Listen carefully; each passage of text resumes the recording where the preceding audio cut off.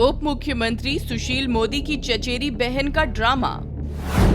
सृजन घोटाले में नाम आने वाली रेखा मोदी का नया बवाल।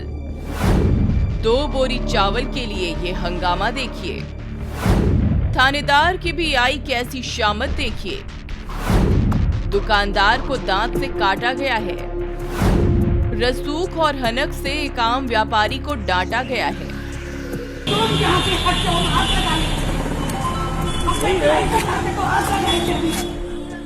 आप देखकर सोच रहे होंगे कि क्या तमाशा है। जी हाँ, तमाशा ही तो बनाकर रख दिया है नीतीश सरकार और सरकार में बैठे लोगों के परिवार ने बिहार का।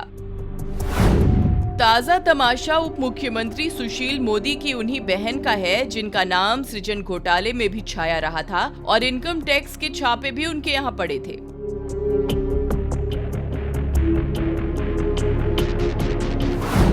उन्होंने अब क्या नया बखेड़ा किया? ये पूछिए क्या नहीं किया। महज 2 बोरी चावल को लेकर दुकानदार से भिड़ गई और भिड़ी भी ऐसी कि दुकानदार को दांत से काट खाया। इतने पर भी जी नहीं भरा तो पकड़कर पीट दिया दुकानदार को।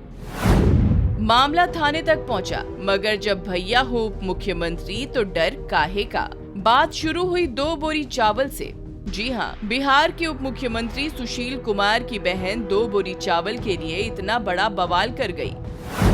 दरअसल हुआ यूं कि रेखा मोदी ने एक दुकानदार से 2 बोरी चावल खरीदा था। उन्होंने दुकानदार से कहा कि खरीदा हुआ चावल उनके घर पहुंचा दे। किसी कारणवश ये चावल दुकानदार रेखा मोदी के घर नहीं पहुंच सका। शाम को जैसे ही पता चला कि चावल घर नहीं आए हैं, रेखा मोदी का पारा चढ़ गया और वो दुकानदार के पास राशन पत्ता लेकर पहुंच गई।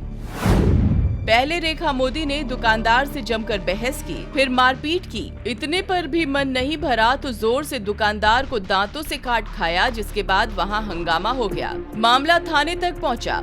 पीर बहोर थाने पहुंचकर भी रेखा मोदी का रुआब कम नहीं हुआ। उप मुख्यमंत्री भाई की धमक का एहसास कराने में पीछे नहीं हटी रेखा मोदी। ऐसा ड्रामा किया कि ड्रामा कंपनी भी शर्मा जाए। आव देखा न ताव, रेखा मोदी लेट गई थाने में ही और जोर जोर से चिल्लाने लगी। रेखा मोदी ने पुलिस के खिलाफ बयानबाजी भी की।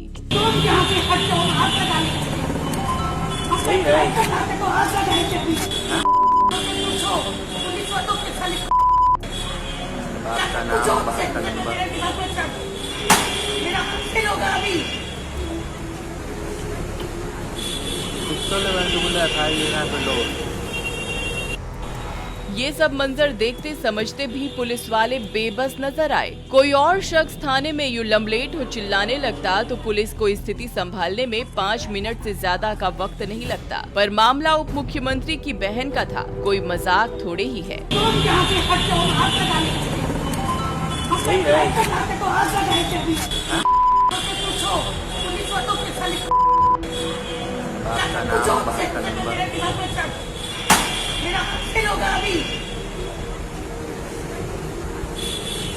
पीर बहोर थाना अध्यक्ष रिजवान अहमद ने बड़ी सावधानी से मामले को सुलझाया। रेखा मोदी की चीख चिल्लाहट से परेशान हो उन्होंने थक हार कर दुकानदार से रेखा मोदी को पैसे दिलवाए। तब जाकर मामला रफा दफा हो पाया और पुलिस की सांस में सांस आई। इसके बाद थाना अध्यक्ष ने घायल दुकानदार का इलाज कराया, जो बार बार अपने किए के लिए माफी मांग रहा था। दुकानदार भी बेचारा सोच रहा होगा कि कौन सी मनहूस घड़ी रही होगी जो उसने उप मुख्यमंत्री की बहन के सामने आवाज निकाली। इतना भी लोकतांत्रिक होने की क्या जरूरत थी। सृजन घोटाले के मामले में जब रेखा मोदी का नाम आया था, उनके घर पर इनकम टैक्स की रेड भी पड़ी थी, तो सुशील मोदी ने सार्वजनिक तौर पर कहा था कि रेखा मोदी का उनके परिवार से कोई लेना देना नहीं है। लेकिन सवाल अब ये उठता है कि अगर कोई लेना देना नहीं तो पुलिस को मामला निपटाने में इतने पसीने क्यों आए?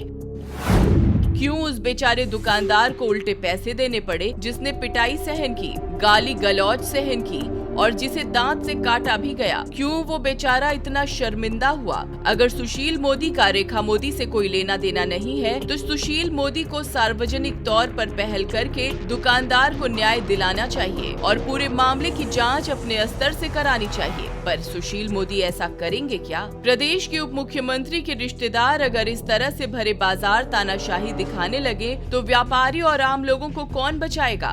कौन इंसाफ दिलाएगा? सुशील मोदी तेजस्वी यादव और विपक्ष को ट्वीट करने का ही काम करते हैं क्या? इस तरह की तानाशाही पर एक ट्वीट ही कर दें। उनके राज में उनकी बहन द्वारा सताए हुए दुकानदार को शायद कुछ राहत मिल जाए। तुम यहाँ से हट जाओ, हाथ लगाने के लिए। सही है। हाथ लगाने के लिए। पूछो, पुलिस वालों के साले आपका नाम, आपका नंबर। मेरा हाथ होगा अभी।